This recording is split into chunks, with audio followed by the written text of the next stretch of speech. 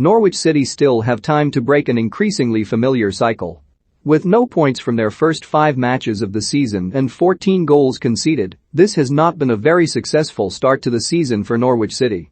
Norwich are a club who have in recent years fallen into the bracket of being too good for one division, but not good enough for the other. In the 11 seasons since 2010, they have been relegated from the Premier League and promoted back 4 times, but with the club having spent considerable money over the course of the summer, it's worth asking the question of what the club can do to try to arrest this cycle of boom and bust. There was little that could be done about the toughness of their start to the new season. With fixtures against Liverpool, Manchester City, Arsenal and Leicester City, few would have expected them to emerge from their first 4 matches with many points. But their 5th match was different, a home match against fellow newly promoted side Watford, and a 3-1 defeat in this match was a worry.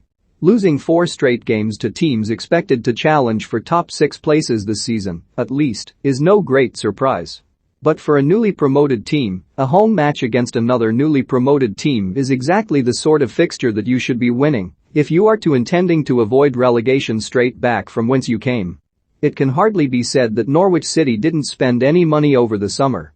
The club spent more than £50 million on a new pile of signings, with players such as Milot Rashica, Ben Gibson and Billy Gilmore arriving at the club. But Norwich's shortcomings so far this season haven't really been determined by who's there, but by who isn't. The sale of Emi Buendia to Aston Villa for £38 million in June may have helped to balance the books for the club, but it seems to have had an extremely negative effect on the pitch. Buendia was Norwich's player of last season, with 15 goals and 16 assists, and his creativity has been severely missed on the pitch. The same could be said for Oliver Skipp, who was at Carrow Road on loan from Spurs last season, but impressed enough to take a place in their first-team squad this season. After Buendia's transfer, manager Daniel Farke told the Eastern Daily Press that they were able to bring in Milot Rashica already, and this allows us opportunities to do other business, but also that of course as a manager, you want all the best players, and I would prefer to still have him, but you cannot deny his will. The message was clear. Buendia wanted to move on to a bigger club, and the best that Norwich could do was get the best price for the player and spend the money wisely to plug the gap left by his absence. The problem is that it's all a gamble, and while it's still a little too early to say definitively that Norwich lost this gamble, the early signs haven't been particularly encouraging.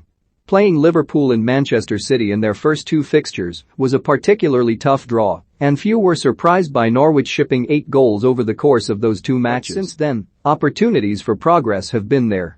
Leicester City might have finished in 5th place in the Premier League, but their start to this season has been less than stellar, and they could only edge past Norwich when the 2 clubs met at Carrow Road. They created a couple of chances at Arsenal, but were still beaten by a misfiring team. The Watford result rather spoke for itself, and it cannot be merely overlooked. When the fixture list for this season was released, everybody knew that Norwich were unlikely to pick up many points from their first few matches of the season. But Watford was supposed to be different. They'd started their season by beating Aston Villa, but since then had reverted back to pre-season expectations with 3 straight league defeats. But on the day, Norwich came up woefully short. The relative defensive solidity seen previously against Arsenal was conspicuous by its absence, and fears of a repeat of 2 seasons ago, when they were relegated in bottom place with just 21 points, have started to grow again since. Daniel Farke hasn't been completely blame-free in all of this. Norwich's tactical formation changed slightly during the summer, and the team doesn't seem to have settled into this new way of playing, while the failure move to a setup which gives the defense a little more protection from midfield may also be criticized. Farke's team was booed from the pitch by a section of the crowd at Carrow Road on Saturday, and in an era when club owners are trigger happier than ever, it may not even be that long before a clamor for him to be replaced starts to gather volume. But Norwich City do not have to look very far back into their past to realize that calamitous starts to a season can be reversed. In August 2012, Norwich kicked off Chris Hughton's spell as their manager with a 5-0 defeat at Fulham, but ended the season in 11th place in the Premier League.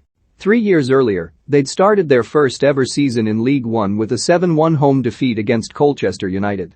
They finished that season winning the title with 95 points, 9 more than second-placed Leeds United. But one of the most fundamental differences between the Premier League and the EFL Championship is the number of games. With 8 fewer to play with, Daniel Farke will already know that the windows of opportunity for Norwich to avoid the season turning into another battle against relegation are already closing. Norwich City can break the promotion-relegation cycle in which they've found themselves trapped, but they need to find the route out of that particular maze soon.